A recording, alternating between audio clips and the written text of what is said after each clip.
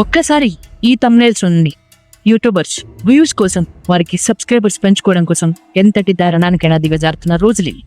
ఎందుకంటే YouTube views కోసం college girls పేరును సైతం వాడుకుంటున్నారు కొంతమంది యూట్యూబర్లు. అయితే నిజంగా ఈ థంబ్నెయిల్లో ఉన్నట్టుగా KPHBలో ఈ దందా అంతా కాలేజ్ గర్ల్స్ చేస్తున్నారా లేదా ఇంకేదైనా అనే విషయాన్ని తెలుసుకునే ప్రయత్నం మా మోజో చేసింది.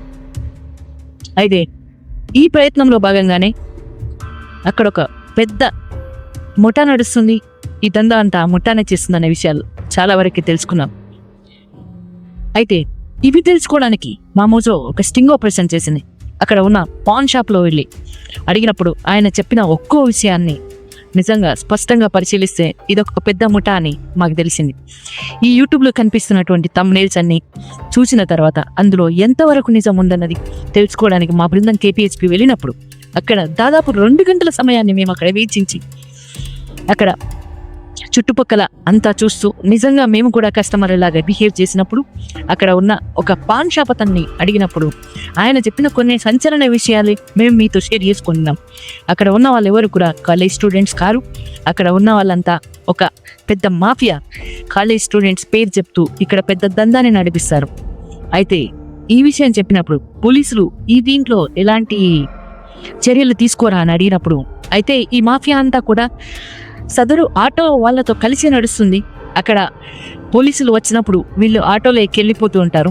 ఈ దందా అంతా కూడా ఈ మాఫియానే నడిపిస్తుంది అని చెప్పారు.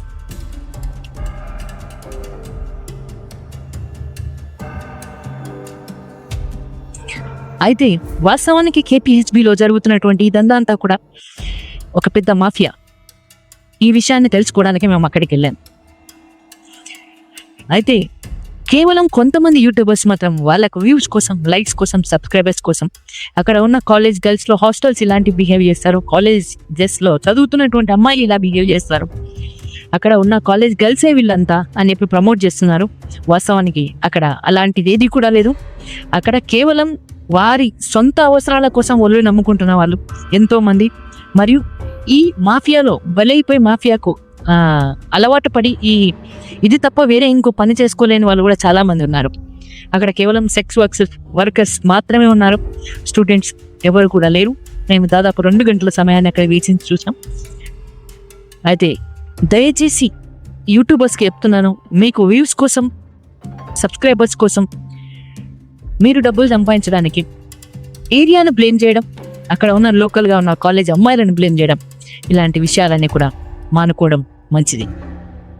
నిజాన్ని బయటికి చెప్తూ మీరు ఒక ఇన్ఫ్లుయెన్సర్ కాబట్టి మీరు నిజంగా మీరు చేసే ఇన్ఫ్లుయెన్స్ నలుగురికి ఉపయోగపడేలా ఉండాలి.